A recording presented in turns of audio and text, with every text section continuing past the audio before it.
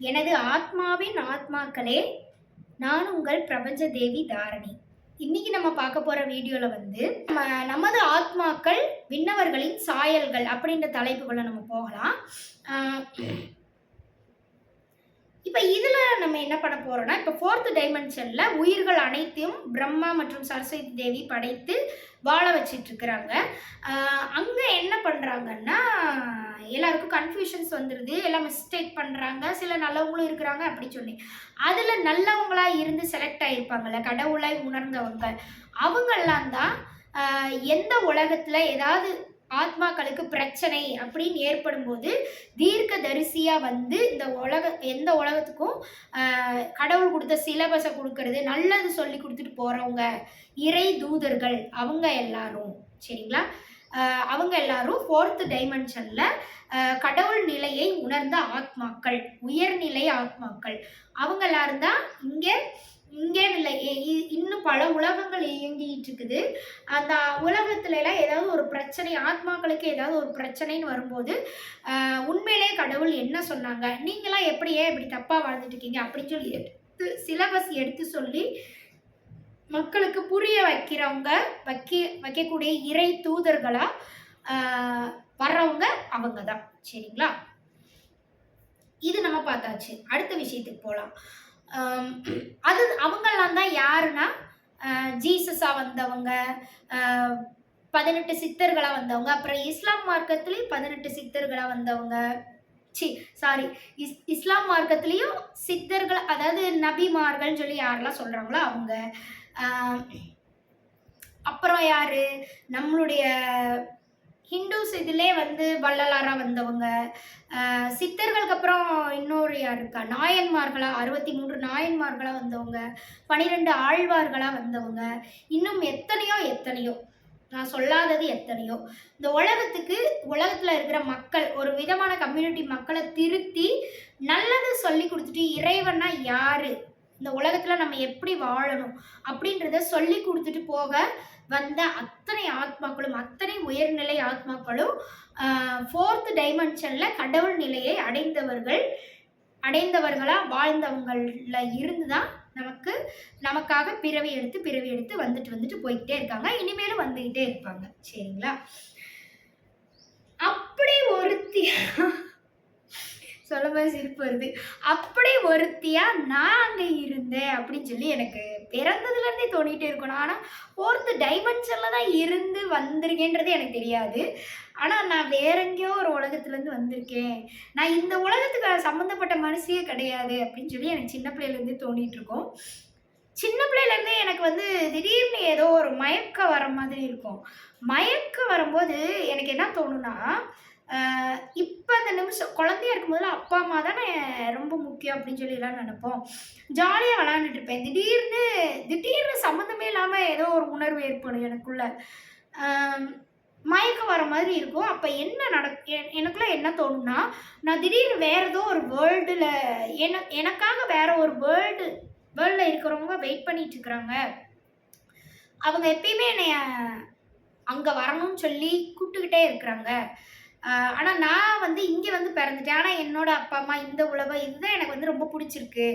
அப்போ நான் அங்கே போயிட்டேன்னா எங்கள் அப்பா அம்மாட்டேருந்து நான் பிரிஞ்சிருவேன். அப்போ எங்கள் அப்பா அம்மா அழுவாங்கல்ல. சின்ன பிள்ளையா இருக்கப்போ விளாண்டுக்கிட்டு இருக்கும்போது நினச்சிட்டு திடீர்னு மயக்கம் வரும்போது நான் இதை நினச்சிக்கிட்டு இருப்பேன். அப்போ இவங்கெல்லாம் திடீர்னு ஏதோ ஒரு எனக்கு ஒரு உணர்வு வருது. அவங்க வந்து எங்கள் அப்பா அம்மாட்டேருந்து என்னை பிரிக்க பார்க்குறாங்க அப்படின்னு சொல்லி, என் ஃப்ரெண்ட்ஸு, ஸ்கூல் ஃப்ரெண்ட்ஸ், எங்கள் டீச்சர், நான் வாழ்கிற வீட்டுக்கிட்ட இருக்கக்கூடிய ஃப்ரெண்ட்ஸு, இவங்க எல்லாம் இந்த மாதிரி லைஃப் வந்து நான் அழகாக ஜாலியாக வாழ்ந்துட்டுருக்கிறேன். அவங்க எல்லார்கிட்டேருந்து இவங்க வந்து என்னை பிரிக்க பார்க்குறாங்க அப்படின்னு சொல்லி திடீர்னு எனக்கு தோணும். அவங்க வந்து ஏதோ யாருமே திடீர்னு ஒரு குரூப் ஆஃப் பீப்புளை நான் வந்து பார்க்குற மாதிரி இருக்கும். அதெல்லாம் நிஜம் கிடையாது. உங்கள் யாருக்கும் நிஜம் கிடையாது. நீங்கள் யார் பார்த்தாலும், என் பக்கத்தில் நின்று யார் பார்த்தாலும் அது தெரியாது. என் கண்ணு படுது தெரியும், திடீர்னு தெரியும். 1 செகண்ட் தான் அது வந்து போகும், அவ்வளோதான். திடீர்னு அது எப்போ தெரியும்னு கூட எனக்கு தெரியாது. திடீர்னு நைட்டு விளையாண்டுட்டு இருக்கும்போது அப்படிலாம் எனக்கு தெரிஞ்சு நான் ரொம்ப பயந்துருவேன். பேய் தான் வந்துருச்சு அப்படின்னு ரொம்ப பயந்துருவேன். நான் ஓடி போய் எங்கள் அம்மா போய் கட்டி பிடிச்சிக்குவேன் பயந்துட்டு. அப்படி இது மாதிரி எனக்கு நிறைய வாட்டி நடந்திருக்கு. அப்போ அது எல்லாத்துக்கான விடையை வந்து நான் இப்போ தான் கண்டுபிடிச்சேன். இது வரைக்கும் நான் வந்து கண்டுபிடிச்சதே இல்லை. நான் யோசிச்சு கேள்வி கேட்டு எனக்கு டயர்டே ஆயிடுச்சு. கடவுள் யாருன்னு கண்டுபிடிச்சிட்டேன், எல்லாமே கண்டுபிடிச்சிட்டேன். ஆனால் நான் எங்கேருந்து வந்தேன்? என்னையே யாரோ ஒரு குரூப் ஆஃப் பீப்புள் எப்பவும் என் மைண்டுக்குள்ளே புகுந்து நான் போகிற இடத்துல எல்லாம் திடீர்னு எனக்கு ஒரு இல்லியூஷனான வேர்ல்டை காட்சி கொடுத்து என்னைய வந்து கூப்பிட பார்க்குறாங்க. என்னை அவங்க வேர்ல்டுக்கு ஏன் அப்படி கூப்பிட பார்க்குறாங்க? என்னை இந்த வேர்ல்டில் கவனம் செலுத்தி வாழ விடாமல் பண்ணிட்டுருக்கிறது யாரு அப்படின்னு சொல்லி எனக்கு ரொம்ப நாளாக ஒரு சந்தேகம். சிவன்னா யாரு, அம்மன்னா யாரு, பெருமாள்னா யாரு, பிரம்மனா யாரு, இவ்வளோ தூரம் தெரிஞ்சு வந்துட்டேன். அதெல்லாம் கூட எப்பயோ நான் தெரிஞ்சுட்டேன். ஆனால் நான் எங்கிருந்து வந்தேன், என்னை ஏன் இவங்கெல்லாம் டார்ச்சர் பண்ணுறாங்க, அடிக்கடி டிஸ்டர்ப் பண்ணுறாங்க அப்படின்ற உண்மையை வந்து என்னால் கண்டுபிடிக்கவே முடியல. இப்போ உங்களுக்கு இந்த வீடியோ போடுறதுக்காக நான் வந்து விரதம் இருந்து ப்ரிப்பரேஷன் பண்ணிகிட்டு இருந்தேன். இந்த வீடியோவில் என்னென்ன மாதிரி கரெக்டாக ஆரம்பத்துலேருந்து சொல்லணும் அப்படின்னு சொல்லிட்டு அப்போ தான் நான் கண்டுபிடிச்சேன் அப்படி ஒரு விஷயத்தை. அப்போ 4th டைமென்ஷன்ல இருந்து தான் இந்த உலகத்துக்கு ஏதாவது நல்லது சொல்லணும். அப்படி உண்மையிலே நல்லது சொல்கிற மாதிரி வேஷம் போடுறவங்க வேற, அவங்கள அந்த கேட்டகரி விட்டுருங்க. உண்மையிலே நல்லது ஆத்மார்த்தமாக உணர்ந்து எல்லாரும் நல்லா இருக்கணும், பார்ஷாலிட்டி பார்க்காம அத்தனை பேரும் நல்லா இருக்கணும் அப்படி நேசித்து இந்த உலகத்துக்கு நல்லது சொல்கிறதுக்காக வந்திருக்கவங்க எல்லாருமே 4th டைமென்ஷனில் வாழ்ந்த விண்ணவர்களில் இறைவனா யாருன்னு சொல்லி உணர்ந்து இறைவன் நிலையை அடைஞ்சிருப்பாங்க தெரியுமா, அவங்கள இருந்து தான் வருவாங்க. சரிங்களா? அப்போ அங்கே இருந்து தான் நான் வந்தேன் இந்த உலகத்துக்கு. ஓகேங்களா? அப்படின்றத இந்த உலகத்துக்கு நான் ஒரு ரெக்கார்டாக இந்த வீடியோவில் சொல்லிட்டு போக விரும்புகிறேன். அப்போ நான் எங்கேருந்து வந்தேன்? 4th டைமென்ஷன்லேருந்து வந்தேன். அப்போ என்னுடைய கடமைகள்ன்றது இங்கே வந்து ஒரு குழந்தை எனக்கு வந்து ஒரு குழந்தை இருக்குது. அப்போ அந்த குழந்தை நல்லபடியாக ஒரு அவளுடைய வாழ்க்கையை அவளே பார்த்துக்கிற மாதிரி. சரிங்களா? அந்த ஸ்டேஜுக்கு போகிற வரைக்கும் இந்த உலகத்தில் நான் இருந்து தான் ஆகணும். அப்போ அவங்க வந்து அங்கேருந்து கூப்பிட்டுட்டே இருந்தாலும் என்னால் போக முடியாது. எனக்கு இங்கே ஒரு கர்ம வினைகள் இருக்குது, கடமைகள் இருக்குது. அதெல்லாம் நான் உணர்றேன், ஃபீல் பண்ணுறேன், ரியலைஸ் பண்ணுறேன். அப்படி அப்போ நீங்களும் எல்லாரும் அதெல்லாம் ரியலைஸ் பண்ணணுன்றது தான் என்னைய பற்றி நான் சொல்லிட்டு இருக்கிறேன். நான் உணர்ந்த மாதிரி நீங்களும் உங்களுக்கும் இந்த மாதிரி உணர்வுகள் ஏற்படலாம். திடீர்னு சும்மா நீங்கள் பாட்டி தண்ணி குடிச்சிட்டு இருப்பீங்க, திடீர்னு உங்கள் மைண்டு வேற எங்கேயோ போயிட்டு வரலாம். இந்த மாதிரிலாம் என்னை யாரோ கண்ட்ரோல் பண்ணுறாங்க, இந்த மாதிரிலாம் உங்களுக்கு தோணுதில்ல, அதுக்கெல்லாம் காரணம் இதுதான். ஓகேங்களா? 4th டைமென்ஷனில் இருக்கக்கூடியவங்க தான் நம்ம எல்லாரையும் கண்ட்ரோல் பண்ணுறாங்க. ஓகேங்களா? சரி, அப்போ நம்ம எப்படி இங்கே வந்து பிறந்தோம்? ஏன் அவங்க நம்மளை கண்ட்ரோல் பண்ணியே ஆகணும்? அவங்களாம் நம்மளை கண்ட்ரோல் பண்ணாமல் இருக்க முடியாதா அப்படின்ற கேள்விக்கான விடைக்கு அடுத்து போகலாம். சரி, இப்போ என்னன்னா இந்த 4th டைமென்ஷனில் இருக்கக்கூடியவங்க விண்ணவர்கள் சொன்னோம். அவங்க எல்லாரும் நல்லவங்களும் இருப்பாங்க, எனி டைம் மிஸ்டேக் பண்ணிட்டு கடவுளை உணராதவங்களும் அவங்களுக்குள்ளே இருப்பாங்க. ஆனால் அந்த 4th டைமென்ஷனில் எந்த ஒரு அசுத்தம் அசிங்கம் அப்படின்றது அங்கே இருக்காது. சரிங்களா? இறைவன் வந்து சுத்தமான ஆத்மாக்களை கொண்டு தான் பஞ்சபூத வடிவங்களை கொண்டு தான் அங்கே எல்லாரையும் உருவாக்கி இருக்கிறாங்க. ஆனால் இவங்க எல்லாரும் மிஸ்டேக் பண்ணனால கடவுள் என்ன நினைக்கிறாங்கன்னா, பிரம்மா போய் கம்ப்ளைண்ட் பண்ணுறாங்க. இவங்கெல்லாம் வந்து பாதி பேர் நல்லா இருக்கிறாங்க, பாதி பேர் வந்து ஒரே ஆத்மாவை தான் நம்ம வந்து படைத்தோம். ஆனால் அதில் பாதி பேர் நல்லா இருக்கிறாங்க, பாதி பேர் வேறு மாதிரி கடவுளை உணராமல் அசுரர்கள் மாதிரி குரூப் சேர்ந்துட்டு கடவுளை எதிர்ப்பேன், நானே கடவுள் ஆயிடுவேன், அந்த ரேஞ்சுக்கு பேசிகிட்டு இருக்கிறாங்க. இந்த மாதிரிலாம் பண்ணுறாங்க. இவங்களெல்லாம் என்ன பண்ணுறது அப்படின்னு சொல்லி கேட்குறாங்க. இதனால் பிரபஞ்சத்துக்கே பல டேஞ்சர் ஏற்படும் அப்படின்னு சொல்லி பிரம்மா போய் மகாவிஷ்ணு மற்றும் லக்ஷ்மி தேவி, பிரம்மா மற்றும் சரஸ்வதி தேவி போய் மகாவிஷ்ணு மற்றும் லக்ஷ்மி தேவி ஆகிய பரமாத்மாவிடம் கம்ப்ளைண்ட் பண்ணுறாங்க. அப்போ அவங்க பரமாத்மா என்ன சொல்கிறாங்கன்னா, இவங்க எல்லாத்துக்கும் அப்போ நம்ம வந்து பனிஷ்மெண்ட் கொடுத்துட்டோன்னா இவங்க உண்மையை உணர்ந்துருவாங்க. இந்த மாதிரியான காமெடியெல்லாம் பண்ண மாட்டாங்க, அவங்களே கடவுள் நினச்சிக்கிறது இந்த மாதிரிலாம் பண்ண மாட்டாங்க. உண்மையான பரமாத்மாவை தான் எல்லாரும் உணர்ந்து வாழணும் அப்படின்றத அவங்க புரிஞ்சுப்பாங்க அப்படின்னு சொல்கிறாரு. அதனால இப்பல இருந்து 3வது டைமென்ஷன்ல பல உலகங்களை நான் வந்து படைச்சிருக்கிறேன். 3வது டைமென்ஷனா 3வது விதமான அடுத்த கேலக்ஸி 4th டைமென்ஷனுக்கு அடுத்த 3வது டைமென்ஷன்ல இருக்கக்கூடிய கேலக்ஸி பேரண்டம்.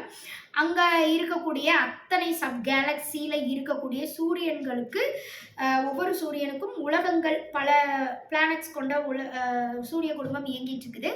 அங்க அந்த 3வது டைமென்ஷன் எல்லாரையும் 3வது டைமென்ஷன்ல இருக்கக்கூடிய உலகங்கள் உயிர் உருவாகிற சூழ்நிலை இருக்கக்கூடிய அத்தனை உலகத்திலையும் இந்த 4th டைமென்ஷன்ல இருக்கக்கூடிய அத்தனை பிளானட்ல இருக்கிறவங்கள மிஸ்டேக் பண்ணவங்க பூரா பேத்தி அங்க போய் போடு, அங்க போய் நம்ம போடலாம், அதுக்கு ஒரு திருவிளையாடலை ஆரம்பிக்கலாம்னு சொல்லி இங்கதான் இறைவனின் திருவிளையாடலை ஆரம்பிக்க போறாங்க. சரிங்களா? அப்ப அது வரைக்கும் இறைவன் வந்து எந்த ஒரு திருவிளையாடலும் பண்ணல. அவங்கவுங்க இஷ்டத்துக்கு ஆத்மாக்களை நான் படைச்சு விடுறேன், அவங்கவுங்க இஷ்டத்துக்கு வாழ்ந்துட்டு பிடிச்ச மாதிரி பிரபஞ்ச படைப்புகள் எல்லாம் பார்த்து என்ஜாய் பண்ணிட்டு உங்க பார்ட்னர் கூட ஜாலியாக சேர்ந்து என்ஜாய் பண்ணிட்டு வாழ்ந்துட்டு சந்ததிகளை பெருக்கிட்டு நீங்களும் வாங்கடா அப்படின்னு சொல்லி தான் இறைவன் வந்து அனுப்பிச்சு வச்சுக்கிட்டே இருந்தாங்க. அங்க வந்து அங்க 4th டைமென்ஷன்ல கொஞ்சம் மாயை சூழல் ஏற்படவும் அதுக்கேற்ற மாதிரி அங்கதான் முதல்ல ஆணவம் கண்மம் மாயைன்றதெல்லாம் பிறந்துச்சு. அதுக்கேற்ற மாதிரி அவங்க வாழ்றனால அவங்களுக்கு வந்து பல விஷயங்கள் புலப்படாதனால நிறைய மிஸ்டேக்ஸ் தப்பு பண்றாங்க. சரிங்களா? அதனால இனிமேல் இறை திருவிளையாடல் என்னும் நாடகத்தை நடத்தலாம் அப்படின்னு சொல்லிட்டு கடவுள் என்ன பண்றாங்கன்னா அங்கதான் முதல்ல கர்ம வினைகள் அப்படின்ற ஒன்றை உருவாக்கி அதுக்கேற்ற மாதிரி மனுஷங்க வாழணும், மனுஷங்கன்னு இல்லை எல்லா உயிரும் வாழணும் அப்படின்ற ஒரு கான்செப்டை 3rd டைமென்ஷனுக்கு கொடுக்குறாரு. 4th டைமென்ஷனுக்கு கர்ம வினையும் கிடையாது, எதுவுமே கிடையாது, அவங்கவுங்க இஷ்டத்துக்கு வாழ்ற மாதிரி அங்க இருக்கும். சரிங்களா? இப்ப இதுக்கு முன்னாடி ஒரு விஷயம் என்னன்னா சொர்க்கம்ன்ற விஷயத்தை பத்தி இந்த இடத்துல நம்ம கொஞ்சம் பார்ப்போம். இப்ப இந்த 4th டைமென்ஷன்ல நல்லபடியா இறைநிலையை உணர்ந்த ஆத்மாக்கள், இறைவனை அடைந்தவர்கள் அப்படின்னு இருப்பாங்களே, அவங்க எல்லாரும் எங்க போயிடுவாங்கன்னா இறைநிலையை பரமாத்மாவை உணர்ந்த உடனேயுமே அவங்க எல்லாரும் டைரக்டா மகாவிஷ்ணு வாழக்கூடிய பெருமாள் அண்டம் ஆகிய 6th டைமென்ஷன் அங்க போய் அங்க டைரக்டா அங்க போயிடுவாங்க. திருப்பி வந்து 4th டைமென்ஷனுக்குலாம் வரமாட்டாங்க. ஒரு சிலர் மட்டும்தான் எல்லா டைமென்ஷன்லையும் அப்படி உணர்ந்தாலுமே அந்த இடத்துக்கு போனாலுமே எல்லா டைமென்ஷன்லையும் வந்து உயிர்களுக்கு தேவையான அட்வைசஸை கொடுக்குறவங்க ஒரு சிலர் மட்டும்தான். ஒரு சிலர் என்ன பண்ணிடுவாங்கன்னா உணர்ந்தோடனே டைரெக்டாக அங்கே போயிடுவாங்க. அங்கே ஏன் போகிறாங்கன்னா அங்கே தான் சொர்க்கம் அப்படின்றது இயங்கிட்டு இருக்குது. அப்போ இந்த 4th டைமென்ஷனில் வாழ்ந்து இறைநிலையை அடையக்கூடிய பக்குவத்துக்கு யாரெல்லாம் வந்தாங்களோ அவங்களுக்கு தான் சொர்க்கம்ன்றதை வந்து மகாவிஷ்ணு மற்றும் ஸ்ரீலக்ஷ்மி தேவி கொடுப்பாங்க. சொர்க்க ஆட்சி அப்படின்றது அங்கே தான் வந்து இந்த சொர்க்கத்தில் வாழக்கூடிய மக்கள் மனித ஆத்மாக்கள் அப்படின்னு சொல்லி நம்ம எல்லாத்திலையும் படிக்கிறோம்ல, அவங்கெல்லாம் அங்கே தான் இருக்கிறாங்க. சரிங்களா? யாராக இருந்தாலும் சரி எந்த டைமென்ஷன்ல இருந்து போனாலும் நல்ல நிலை இறைநிலையை உணர்ந்துட்டாங்க அப்படின்னா அவங்க அங்கே 6th டைமென்ஷனுக்கு டைரெக்டாக மகாவிஷ்ணு மற்றும் ஸ்ரீலக்ஷ்மி தேவியின் ஆட்சியில் சொர்க்கத்தில் வாழ்ந்துகிட்டு இருப்பாங்க. அப்போ சொர்க்கத்துக்கு அதிபதி இந்திர தேவர் கிடையாது. அதெல்லாம் வந்து இவங்க இஷ்டத்துக்கு அவங்களா உருவாக்கி விட்ட கதை. அவங்க எல்லாரும் தேவர்கள், அவங்கெல்லாம் நம்மளை போன்ற ஆத்மாக்களாக இருக்கக்கூடிய மனிதர்கள் தான். என்ன அடுத்த படிநிலையை அடைஞ்சிருக்காங்க. ஆனால் அவங்க ஒன்றும் கடவுள் கிடையாது. கடவுள் எப்பயுமே மகாவிஷ்ணு மற்றும் ஸ்ரீலக்ஷ்மி தான். அவங்க தான் வந்து சொர்க்கத்தை ஆட்சி செய்யக்கூடியவங்க. சரிங்களா? அப்போ அவங்கள்ட்ட தான் வந்து கடவுளுக்கு பிடித்த முதல் தேவகுமாரன் ஆகிய ஜீசஸ் அவங்கெல்லாம் அங்கே தான் இருக்கிறாங்க. சரிங்களா? அங்கே இருந்து தான் இந்த உலகத்தில் ஏதோ ஒரு ப்ராப்ளம் ஏற்படும் போது வந்துட்டு போகிறாங்க. அவங்க மட்டும் கிடையாது, எல்லாருமே மாணிக்கவாசகர் கடவுளுக்கு மிக பிடித்த தேவகுமாரன் வச்சுக்கலாம். அதனால தான் இந்த உலகத்துக்கு வந்து திருவாசகம் அப்படின்ற விஷயத்தை கொடுத்துட்டு போனாங்க. வள்ளலார் இந்த கடவுளுக்கு மிக பிடித்த சொர்க்கத்தில் வாழக்கூடிய தேவகுமாரன் அப்படின்னு சொல்லி வச்சுக்கலாமா. அதனால தான் இங்கே வந்து பல விஷயங்களை உருவாக்கி கொடுத்துட்டு போனாரு. திருவருப்பாவே நமக்கு கொடுத்துட்டு போனாரு. நபிகள் நாயகம் கடவுளுக்கு மிக பிடித்த தேவகுமாரன், சொர்க்கத்தில் வாழக்கூடியவர், சொர்க்கத்தில் இருக்கிற ஆட்சியில் வாழக்கூடியவங்க. அதனால இந்த உலகத்துக்கு வந்து திருக்குரான் அப்படின்ற விஷயத்த கொடுத்துட்டு போனாங்க. ஆண்டாள் சொர்க்கத்தில் கடவுளுக்கு பிடித்த தேவகுமாரியா வாழக்கூடியவங்க. பெண்களும் இறைநிலையை அடைய முடியும். சரிங்களா? அதெல்லாம் இல்லைன்னு நம்மளா ஒரு கதையை கட்டிட்டு இருக்கக்கூடாது. சரிங்களா? அதனால தான் ஆண்டாள் இந்த உலகத்துல வந்து கடவுளுக்கு பிடித்த தேவகுமாரியா சொர்க்கத்துல வாழக்கூடியவங்க. அதனால தான் பெருமாளையே வந்து கணவனா நினைத்து வாழக்கூடிய அந்த உணர்வை எப்படி அவங்களுக்கு வரும்? அவங்க பெருமாள் கூடயே வாழ்ந்துகிட்டு இருக்கிறாங்க சொர்க்கத்துல. அதனால அவங்களுக்கு அப்படி ஒரு எண்ணத்தை வந்து பெருமாள் கொடுத்து இந்த உலகத்துல அது என்ன பேரை கூட மறந்துட்டே பாரு, திருப்பாவை அப்படின்ற விஷயத்த 12 ஆழ்வார்கள்ல ஒருத்தவங்களா இருந்து இந்த உலகத்துக்கு திருப்பாவைன்ற கான்செப்டை கொடுத்துட்டு போனவங்க. இது மாதிரி பல அம்மன் அவதாரங்கள் எல்லாருமே சிவன் இந்த அவதாரன்ற விஷயத்தை விட்டுருவோம். முதல்ல வந்து கடவுளுக்கு பிடித்த தேவகுமாரன் தேவகுமாரியா இருந்து இந்த உலகத்துக்கு சேவை செய்தவங்க, அவங்கள பத்தி இந்த உலகத்துக்கு நல்ல விஷயங்களை கொடுத்துட்டு போனவங்க, அவங்கள பத்தி இப்ப நம்ம ஃபர்ஸ்ட் பார்க்கலாம். அவதாரத்தை அடுத்து பார்க்கலாம். சரிங்களா? அப்படி இருக்கக்கூடியவங்க எல்லாரும் சொர்க்கத்தில் இருப்பார்கள். அவங்க சொர்க்கத்துல இருக்கிறவங்கள யாரு 6th டைமென்ஷன்ல வாழக்கூடியவங்க அப்படின்னு சொல்லி நம்ம சொல்லிட்டோம். அப்ப எந்த ஒரு மதத்துல இருந்தாலும் சரி, அவங்க வந்து கடவுள்னு சொல்லி டைரக்டா சொர்க்கத்துக்கு போகணும்னா அங்க யாரை பார்க்கணும்? மகாவிஷ்ணு மற்றும் ஸ்ரீலக்ஷ்மி தான் பார்க்கணும். அதுக்காக நான் யாரையாவது நீங்க அப்படிதான் பார்க்கணும்னு சொல்லி கட்டாயப்படுத்தல. இதெல்லாம் ஹிந்துவிசத்துல இருக்குது. இதெல்லாம் தான் உண்மை.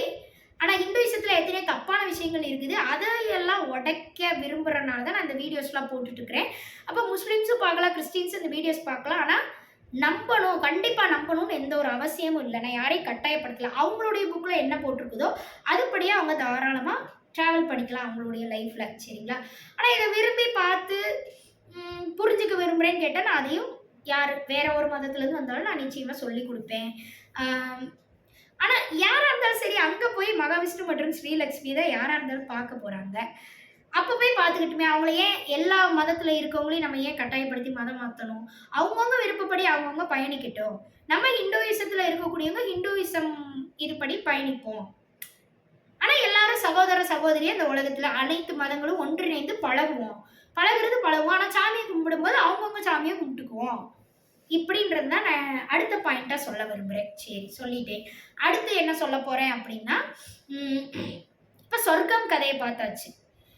இறைவன் நிலையை உணர்ந்து அடைந்தவங்க தான் சொர்க்கத்துல 6th டைமென்ஷன்ல மகாவிஷ்ணு மற்றும் ஸ்ரீலக்ஷ்மி ஆகிய பரமபிதா பரம்பொருள் எல்லாமே அவங்க தான். ஓகேங்களா? உலக உயிர்கள், பிரபஞ்சத்துல உள்ள அனைத்து உயிர்களுக்குமான பரமாத்மா அவங்க தான். அவங்களுடைய கண்ட்ரோல்ல டைரக்டா ஆட்சி சொர்க்கத்துல நடந்துகிட்டு இருக்கு. அங்கதான் எல்லாரும் போகணும். அப்ப குரான்ல சொல்லப்பட்ட இடம் எல்லாமே அங்கதான் இருக்கு. ஓகேங்களா? குரான்ல சொல்லப்பட்ட சொர்க்கம். இப்ப நம்ம எல்லாம் வாழ்ந்துட்டு நல்லவங்களா இருந்தா சொர்க்கத்துக்கு போவோம், கெட்டவங்களா இருந்தா நரகத்துக்கு போவோம். இது எல்லா மத புக்லேயுமே இருக்குது. எல்லாமே இறைவன் தான் வகுத்து கொடுத்தாங்க. சரிங்களா? நம்ம தான் அந்த மதம்னு சொல்லி வேற வேற இதை பிரிச்சு வச்சிருக்கோம். ஓகேங்களா? அப்போ எல்லாருமே டைரக்டா அங்கதான் போகணும். பரமாத்மாவாகிய பரமபிதாவாகிய மகாவிஷ்ணு மற்றும் ஸ்ரீலக்ஷ்மியை தான் அவங்க போய் பார்க்கணும். ஓகே, அது பார்க்கும்போது எல்லாரும் உணர்ந்துப்பாங்க. இல்ல வேற ஏதோ தான் கடவுள் அப்படி சொல்லி நினைக்கிறவங்களும் உணர்ந்துப்பாங்க. அப்ப அவங்களே உணர்ந்து அவங்களுடைய ரிலேஷன் பண்ணிப்பாங்க. அதை இங்க இருந்துகிட்டே யாரையும் நம்ம கட்டாயப்படுத்தணும்னு அவசியம் இல்லை. ஆனா ஹிந்துவில் பிறந்துகிட்டே ஹிந்துயிசம்னா என்னன்னு புரியாம இருப்பீங்க தெரியுமா? அவங்களதான் நான் வந்து கட்டாயப்படுத்த விரும்புறேன். சரிங்களா? சரி, அடுத்து அப்ப இந்த வீடியோ வந்து நான் போடுற எந்த ஒரு வீடியோவும் மதம் மாத்துறதுக்கு கிடையாது. நாங்க பிறந்து வளர்ந்து வந்த அந்த ஹிந்துயிசம், அர்த்தமுள்ள ஹிந்து மதம் அப்படின்னு தான், அதுக்கு தான் அதை அப்படி சொல்லி வச்சாங்க. அந்த ஹிந்துயிசத்துல இருக்கக்கூடிய உண்மையான விஷயங்களை எல்லாம் மறைச்சு பொய்யாக்கி தப்பான கதையெல்லாம் சொல்லிட்டு போயிருக்கிறாங்க. அதெல்லாம் உடைச்சிட்டு உண்மையான ஹிந்துயிசத்தை ஹிந்துல பிறந்தவங்களுக்கு ஃபாலோ பண்றதுக்காக நான் வந்து இந்த வீடியோஸ்லாம் போட்டுட்டு இருக்கேன். அப்ப ஜென்ரல் வீடியோஸ்ன்னு சொல்லியிருக்கோம். மதம் ஆன்மீக சம்பந்தப்பட்ட விஷயங்கள் தாண்டி ஜென்ரலான வீடியோஸ் இருக்கும். அது எல்லாருமே ஃபாலோ பண்ணலாம். சரிங்களா? சயின்ஸ் சொல்லி கொடுக்கறது, மற்றது சொல்லி கொடுக்கறது, அதெல்லாம் இது வந்து அட்லீஸ்ட் ஹிந்துவாவது ஃபாலோ பண்ணுங்க அப்படின்னு சொல்லி சொல்ல விரும்புறேன். ஓகே, அடுத்த விஷயத்துக்கு போகலாம். ஆனா இதெல்லாம் தான் உண்மை. நான் சொல்லிட்டு இருக்கிறது எல்லாமே சத்தியமான உண்மைகள். இறைவன் எல்லாரையும் படைத்த கடவுள், அத்தனை பிரபஞ்சத்தையே படைத்த கடவுள் எனக்கு கொடுத்த சத்தியமான உண்மை.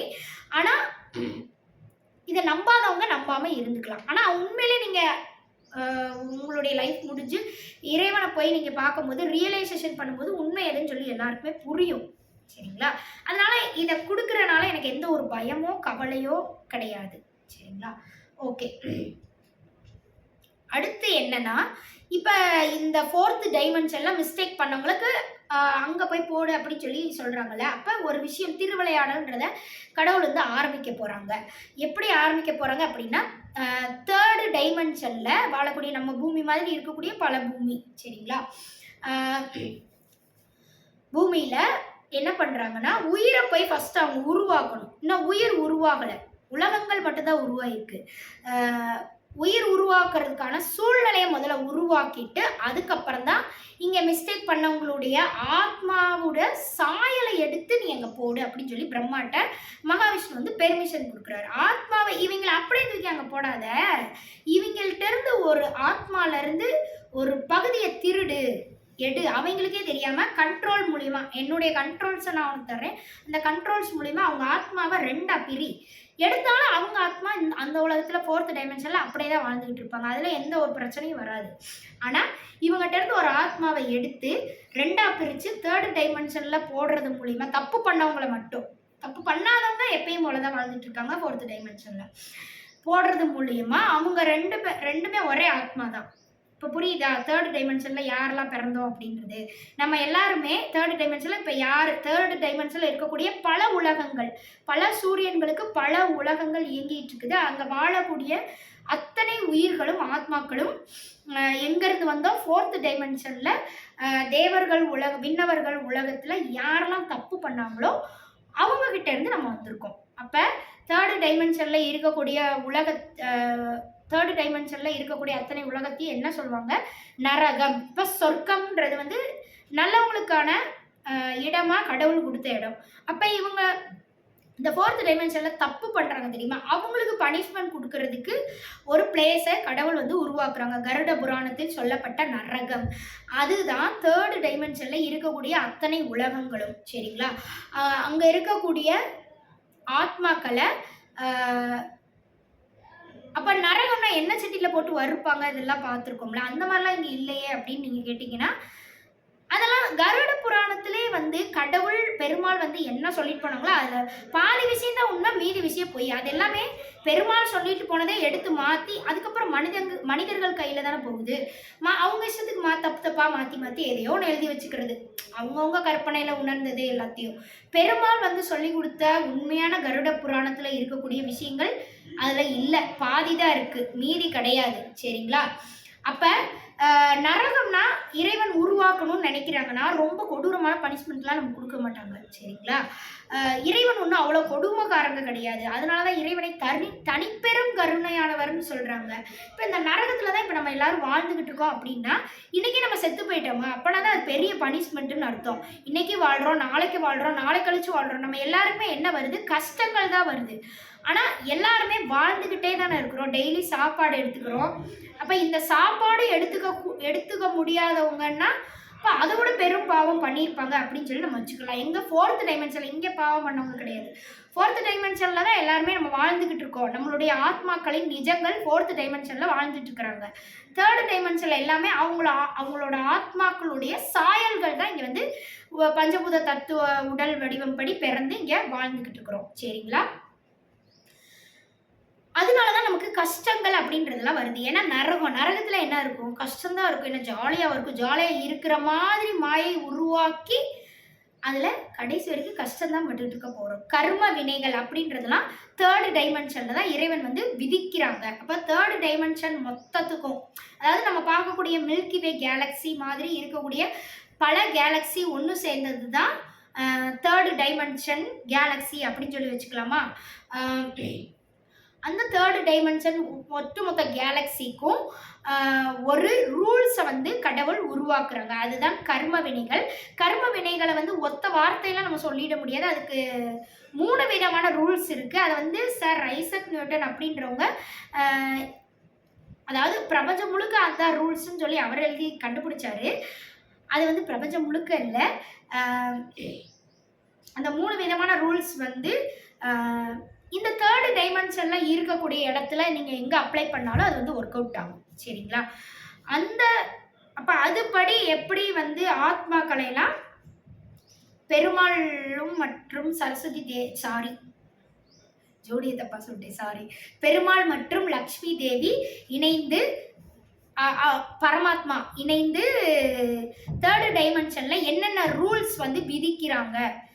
அதான் சார் ஐசக் நியூட்டன் மூலியமா என்ன 3 விதமான ரூல்ஸை வந்து அவர் ஐசக் நியூட்டன் என்ன கண்டுபிடிச்சாரு, இந்த டைமென்ஷன் இந்த அதாவது பிரபஞ்சம் முழுக்கன்னு சொல்லியிருப்பாரு. நீங்கள் அதை விட்டுட்டு அதை கேன்சல் பண்ணிட்டு தேர்டு டைமென்ஷன் சொல்லி வச்சுக்கோங்க. அப்போ அந்த தேர்டு டைமென்ஷன் முழுக்க கேலக்ஸி, இந்த தேர்ட் டைமென்ஷனில் இருக்கக்கூடிய கேலக்ஸி முழுக்க எந்த தத்துவத்தில் இயங்கிட்டு இருக்கு, என்ன விதிப்படி இயங்கிட்டு இருக்கு அப்படின்ற அந்த 3 ரூல்ஸை அடுத்த வீடியோவில் நம்ம பார்க்கலாம். சரிங்களா? அது வந்து சயின்ஸ் டேக்காக அடுத்த வீடியோலேருந்து அந்த மாதிரியான விஷயங்களை எல்லாம் நம்ம பார்ப்போம். அதில் கர்ம வினைகள் அப்படின்றதுக்காக அவர் என்ன சொல்லியிருக்கிறாரு அப்படின்றத அவர் எப்படி உணர்ந்து கண்டுபிடிச்சாரு, அதுக்கு என்ன விதி வந்து அவர் கொடுத்துருக்கிறாரு அப்படின்றதெல்லாம் அதை வச்சு கம்பேர் பண்ணி அது கூட பகவத்கீதை சொல்லப்படும் கர்ம வினைகள் என்ன அது எல்லாத்தையும் கம்பேர் பண்ணி அடுத்த வீடியோவில் ஃபஸ்ட்டு நியூட்டன்ஸ் லாஸ் 3 லாஸ் சொல்லியிருக்கிறாங்களா, அதுதான் யூனிவர்சல் லான்னு சொல்லுவாங்க.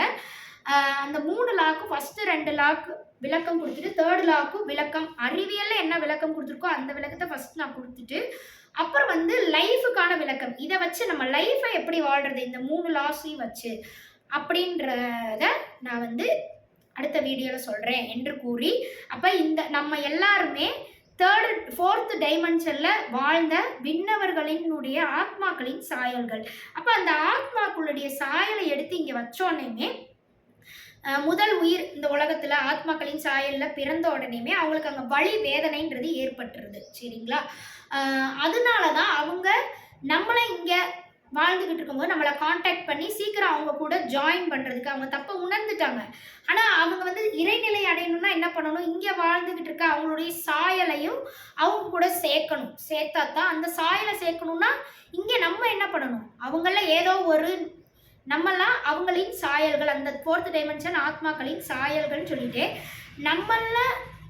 நம்ம எல்லாரும் அவங்கள ஏதோ ஒரு ஆத்மாவாக இருக்கக்கூடியவங்களுடைய நிஜம் நம்ம எல்லாரும். அப்போ அந்த நிஜத்தை நம்ம அடையணும்னா என்ன பண்ணணும், இந்த உலகத்தில் நமக்கு என்ன கர்ம வினைகள் ரூல்ஸு நம்ம வாழ்க்கைக்கு, ஒவ்வொருத்தருடைய வாழ்க்கை தனிப்பட்ட வாழ்க்கை, நம்ம வாழ்க்கைக்கு என்னென்ன வாழ்க்கை முறைன்றது நம்ம கண்ணு முன்னாடி விதிக்கப்பட்டிருக்கோ, இறைவன் தான் விதிச்சிருக்காங்க அந்த ரூல்ஸை இந்த தேர்டு டைமென்ஷனுக்கு.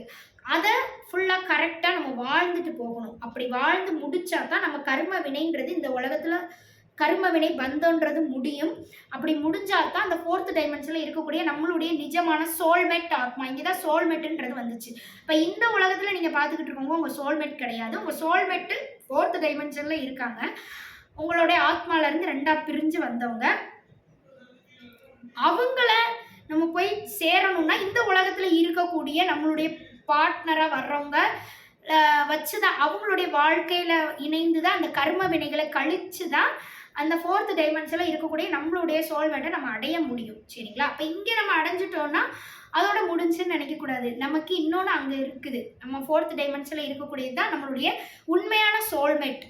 அவங்க தான் நம்மளை ஒவ்வொரு ஆத்மாக்களையும் அவங்களுடைய சோல்மேட் வந்து நம்மளை காண்டாக்ட் பண்ணுறாங்க. அவங்கள தான் ஏஞ்சல்ஸ் அப்படின்னு சொல்கிறாங்க. ஒவ்வொருத்தருக்கும் ஒரு கார்டியன் ஏஞ்சல் இருக்குது அப்படின்னு சொல்லி இந்த உலகத்தில் ஒரு கதை சொல்லி வச்சுருக்காங்களா, அதுக்கு அர்த்தம் அதுதான்.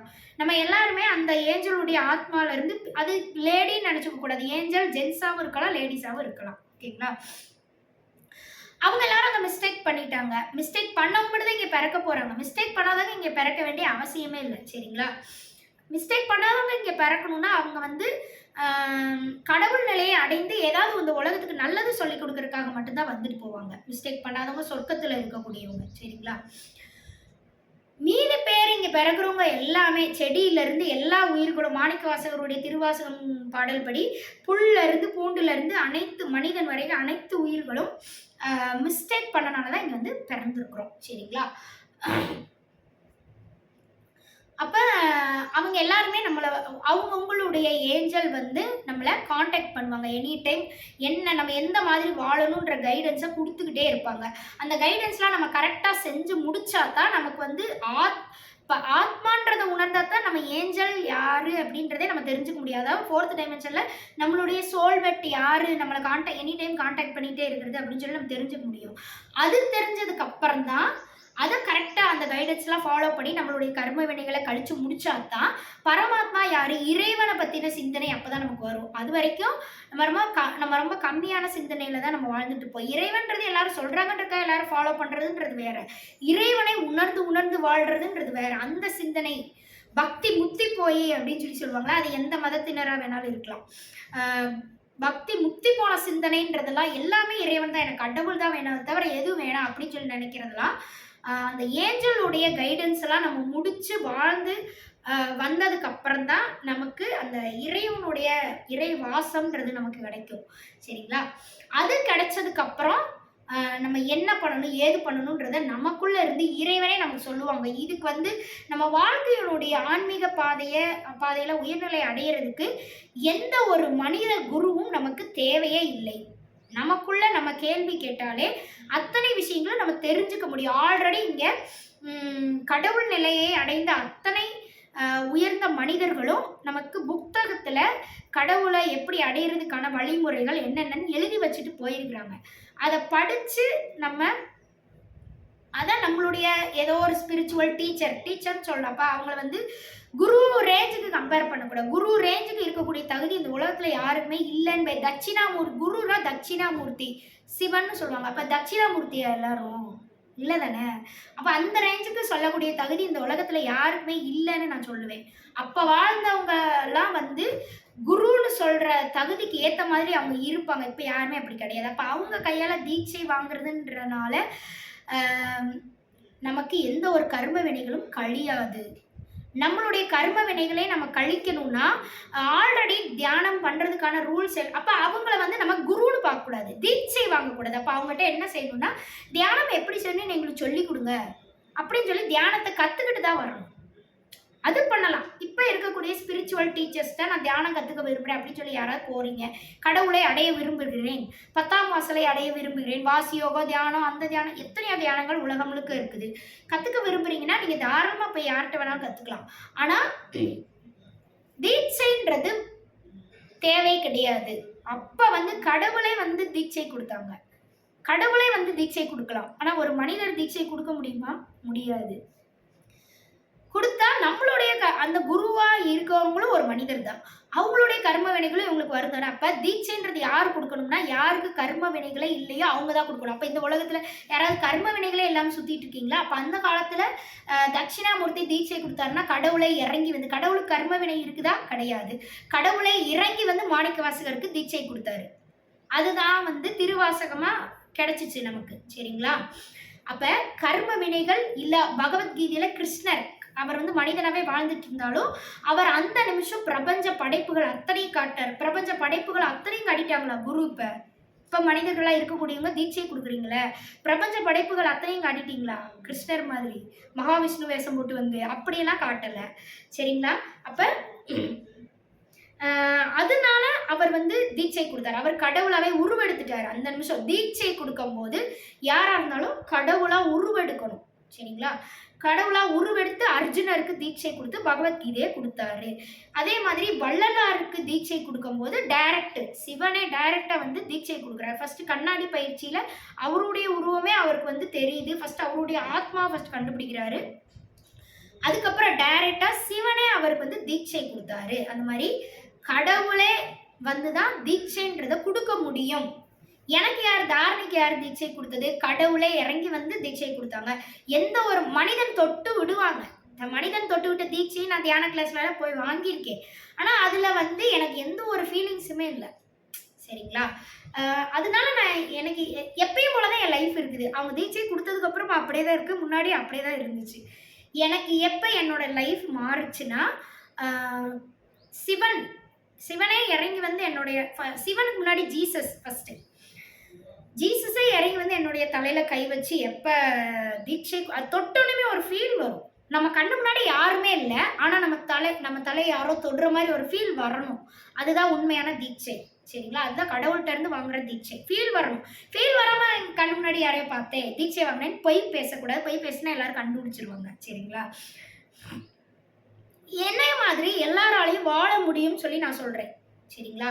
அப்ப நான் வந்து அடுத்து யோகா கிளாஸ் நடத்துவேன், தியான கிளாஸ் நடத்துவேன், எல்லாமே நடத்துவேன். ஆனா நான் யாரையும் கை தொட்டு தீட்சைன்றது குடுக்க மாட்டேன். சரிங்களா? அ அப்ப ஹீலிங் பண்றதுனா அது வேற. அது வந்து நோயை சரி பண்றதுக்கான ஹீலிங்ன்றது அத ஒரு சிலர் குடுத்துக்கிட்டு இருக்காங்க. நான் சொல்றது தீட்சை. தியானத்துல இறைவனை நோக்கி பயணம் செய்யக்கூடிய பாதையை வழிகாட்டுறதுக்காக நம்மளுடைய ஒவ்வொரு சக்கரத்தையும் ஆக்டிவேட் பண்றதுக்கு கொடுக்கக்கூடிய தீட்சைய மனிதன் கொடுக்க முடியாது. சரிங்களா? கேட்டா அந்த மனிதனுக்குள்ள இருந்து கடவுளே, குருவே அந்த நேரத்துல வந்துருவாங்க. அதனால அந்த தீட்சையை வந்து கொடுக்குறோம் அப்படின்னு சொல்லி கொடுத்தாலுமே குருவெல்லாம் அப்படி வரமாட்டாங்க. சரிங்களா? அப்ப அந்த இன்ஸ்ட்ரக்ஷனை தான் நம்ம கொடுக்கணும். இப்ப நம்மள மாதிரி மனிதர்கள் தியான கிளாஸ் கட்டாயம் நடத்தலாம். அதெல்லாம் முறைப்படி படிச்சுட்டு நம்ம எல்லாம் செஞ்சு பார்த்துட்டு பல தடவை செஞ்சு பார்த்துட்டு கட்டாயமா தியான கிளாஸ் நடத்தலாம். ஆனா தொட்டு தீட்சை கொடுக்கக்கூடாது. சரிங்களா? அவங்கள்ட்ட வந்து இதெல்லாம் இன்ஸ்ட்ரக்ஷன், இதுபடி நீயும் ஃபாலோ பண்ணு, உனக்கும் அது கிடைக்குதான்னு பாரு, அப்படிதான் சொல்லி கொடுக்கணும். சரிங்களா?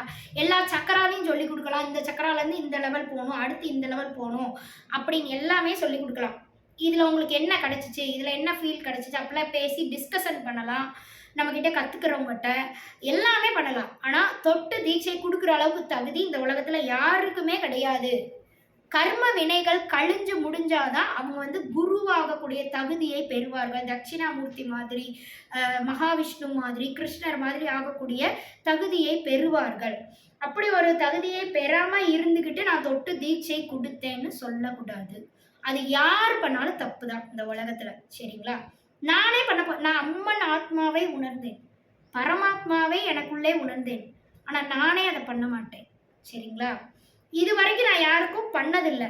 நான் வந்து தீட்சை யாருக்கும் கொடுத்தது கிடையாது. இப்போ என்னுடைய வீட்டில் இருக்கக்கூடியவங்களுக்கு தொட்டு பார்த்து என்னுடைய கையிலேருந்து ஏதோ ஒரு ஆற்றல் இறங்குதான்னு நான் ஜஸ்ட் டெஸ்ட் தான் பண்ணேன். சரிங்களா?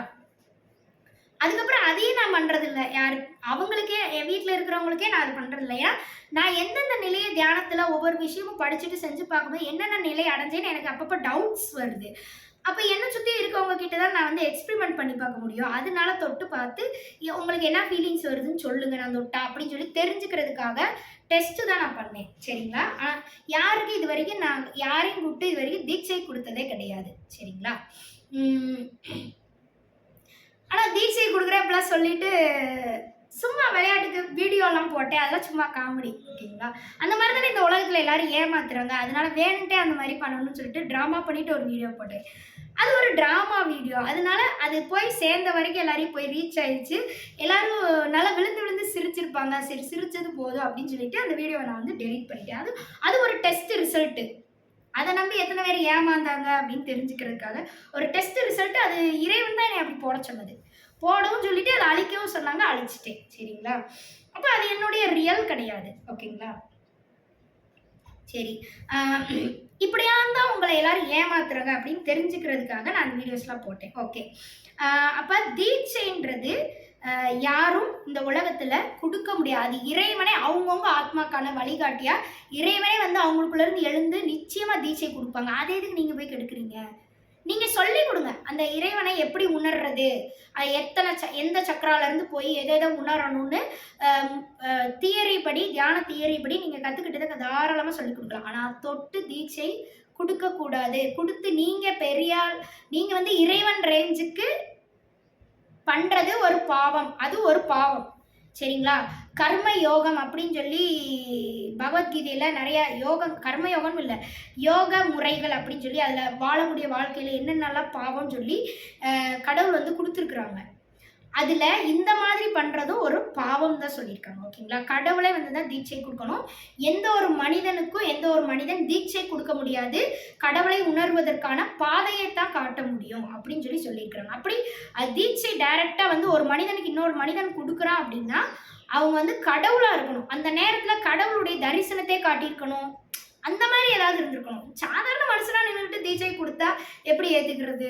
தட்சிணாமூர்த்தி வந்து மாணிக்கவாசருக்கு தீட்சை கொடுக்கும்போது சிவபெருமான் வேஷம் போட்டு வந்து தீட்சை கொடுத்தாரு. கடவுளாவே மாறிட்டார் அந்த இடத்துல. அதுக்கு முன்னாடி வரைக்கும் அவர் மனுஷனாக வாழ்ந்துட்டு வேஷம் போட்டு மனுஷனாக வாழ்ந்துகிட்டு இருந்திருக்காரு. மாணிக்கவாசகர் வர வரைக்கும் அவர் மனுஷனாவே வாழ்ந்து வெயிட் பண்ணிட்டு இருந்திருக்கிறாரு. மாணிக்கவாசகர் வந்தோடனே, அந்த காட்டுக்குள்ளே வந்தோடனே அவர் வந்து சிவபெருமான் மாதிரி வேஷம் போட்டு ஒட்டுமொத்த அண்ட சராசரத்தை தனக்குள்ள காட்டி அப்படி தீட்சை கொடுத்தாரு. அப்ப இங்க இந்த உலகத்துல சத்குருவா இருக்கட்டும் சரி, மகாவிஷ்ணுன்னு சொல்லி ஒரு பையன் இருக்காங்கல்ல, அவங்களா இருக்கட்டும் சரி, இன்னும் எத்தனையோ பேர் எத்தனை ஆன்மீக கிளாஸ் நடத்துறாங்களோ அத்தனை பேரும் நல்லபடியா தியானத்தை சொல்லி கொடுங்க. அத்தனை பேருக்கு எல்லாரும் இறை பாதையை நோக்கி போகட்டும். அப்பதான் தப்பு பண்ண மாட்டாங்க இந்த உலகத்துல யாரும்.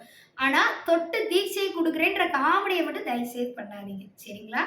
யாருனாலையும் கொடுக்க முடியாது. நீங்க எல்லாருமே மனிதர்கள் தான். இந்த தியான பாடத்தை நீங்க வந்து ஆன்மீக இதுல படிச்சுட்டு வந்தாலுமே, ஆன்மீக குரு நீங்க சொல்லிட்டு சுத்தினாலும் நீங்க மனிதர்கள் தான். குருன்னு யார் சொல்லணும்னா கடவுளாவே மாறினவங்கள தான் குருன்னு சொல்லணும். ஓகேங்களா? இப்ப குருவுக்கும் டீச்சருக்கும் வித்தியாசம் இருக்குது.